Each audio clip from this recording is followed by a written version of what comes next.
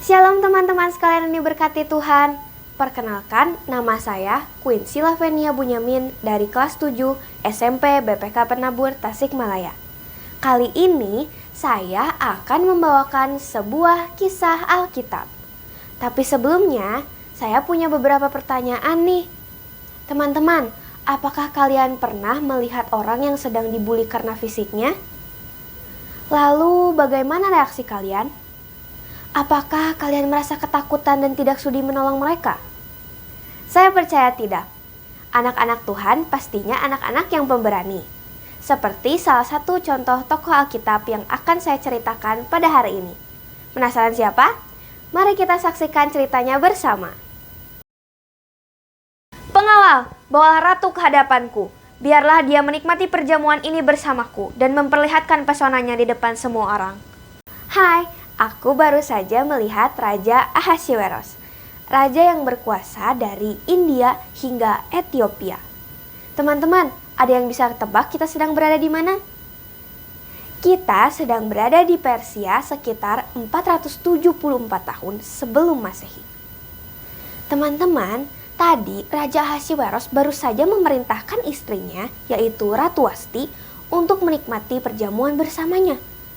Namun, tak disangka-sangka, Ratu Wasti justru menolak titah raja. Kalian bisa bayangkan bukan bagaimana reaksi raja? Tentu saja, raja sangat-sangat murka. Belum lagi ditambah dengan orang-orang yang menghina Ratu Wasti atas kesalahannya. Maka, hal ini berakhir dengan Raja Ahasiweros yang membuat keputusan untuk menggantikan posisi Ratu Wasti dengan orang yang lebih baik. Nah, kala itu di dalam benteng Susan tinggallah seorang penjaga benteng dari Yahudi yang bernama Mordekai. Anak angkatnya yang bernama Esther memiliki paras yang sangat cantik dan baik hatinya. Jadi, tokoh yang akan saya bicarakan pada kali ini adalah Esther. Singkat cerita, Esther dibawa ke dalam istana dan menghadap raja. Oleh karena paras dan hatinya yang sangat baik, Esther diangkat menjadi ratu menggantikan Wasti. Namun, Esther tidak berani membuka asal-usulnya yang merupakan seorang Yahudi kepada siapapun, karena dilarang oleh Mordekai. Kepada pejabat kehormatan raja, sujud! Semuanya, sujud! Nah, kalau yang satu ini namanya Haman. Ia merupakan seorang pejabat tinggi yang hatinya juga tak kalah tinggi loh. Dalam hal ini, Mordekai sebagai salah satu pekerja istana enggan berlutut demi Haman. Dalam prinsipnya, dia hanya akan sujud kepada Tuhan Allahnya. Haman yang melihat ini menjadi sangat benci terhadap Mordekai. Maka ia pun segera menghampiri raja. Tuanku, sesungguhnya ada suatu bangsa yang hidup dengan hukum mereka sendiri. Dan hukum tuanku tidak dilakukan mereka. Sehingga tidak patut bagi tuanku untuk membiarkan mereka tetap hidup. Jika tuanku berkenan, keluarkanlah surat perintah untuk membinasakan mereka. Aku percaya padamu. Bangsa itu perlakukanlah seperti yang kau pandang baik adanya. Saat berita mengenai titah tersebut sampai ke telinga Ratu Esther, resahlah hatinya.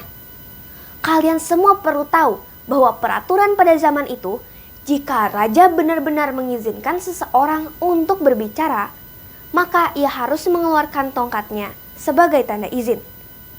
Jika tidak, maka dia harus dihukum mati. Bagaimana jika kalian di posisi Ratu Esther? Kalau Ratu Esther nih, dia pergi tanpa ragu dan menghadap raja. Lalu, apa yang terjadi selanjutnya ya?